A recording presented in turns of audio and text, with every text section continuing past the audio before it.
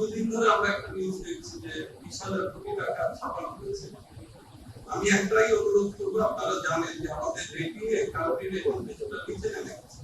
Country rating নিচে নেমে গেলে যেটা হয়, এর আগে 4-5 বছর আগে যে রেটিং ছিল তার থেকে নিচে নেমে যায়, আসলে গভর্নমেন্টের এক্সপেন্ডিচার বেড়ে যায়, ইন্টারেস্ট এক্সপেন্স বেড়ে, ইন্টারেস্ট রেট বেড়ে যায়, ডিজিটাল রেট বেড়ে যায়, একই সাথে প্রাইভেট সেক্টরের কষ্ট বেড়ে যায়। তারা যে বড় করে যখন কান্ট্রি রিস্ক বাড়ে, ইন্টারেস্ট রেট বেড়ে যায়।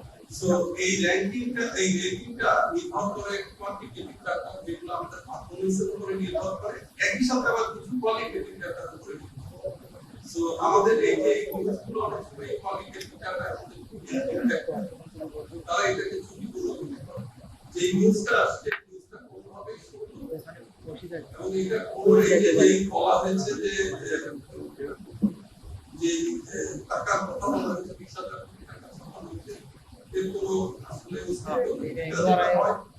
বাংলাদেশ ব্যাংকের সাথে সরকারের একটা দুইটা অ্যাকাউন্ট আছে, ওয়েস্টার্ন মিলস একটা অ্যাকাউন্ট আছে, যেখান থেকে সরকার টাকা দেয় করে এখানে আবার 12,000 কোটি টাকা একটা লিমিট আছে। এটা সব দেশে সরকারের লিমিট। আরেকটা যখন এর থেকে বেশি দরকার হয়, সরকার কি হয়, আজকে একটা বিল রেভিউ করছে, তাতে রেভিনিউ কালেকশন করছে, এটা ওভার কাপের মধ্যে।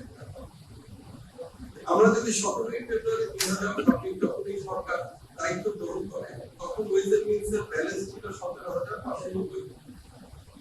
এর মধ্যে আবার কমেছে, বেড়েছে, বাড়ছে, কমেছে, বেড়েছে, এরকম প্রতিদিনই কমে পারে। কারণ আজকে হয়তো টাকা সরকার নিচ্ছে, কালকে দিয়ে দিচ্ছে। 22 এপ্রিল অর্থাৎ এই 3 দিন আগে এখন আমাদের ব্যালেন্স আছে হচ্ছে 11,103 কোটি, অর্থাৎ কমে গেছে কিন্তু সরকারের টাকা নেওয়ার পরিমাণ।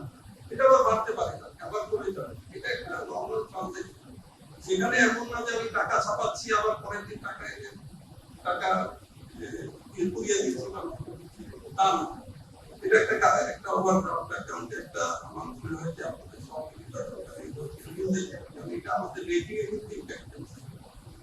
ফলে সরকারের এবং বিদেশের প্রাইভেট সেক্টর যারা, তাদের আজকে যদি রেটিংটা আরো ভালো করতে পারে,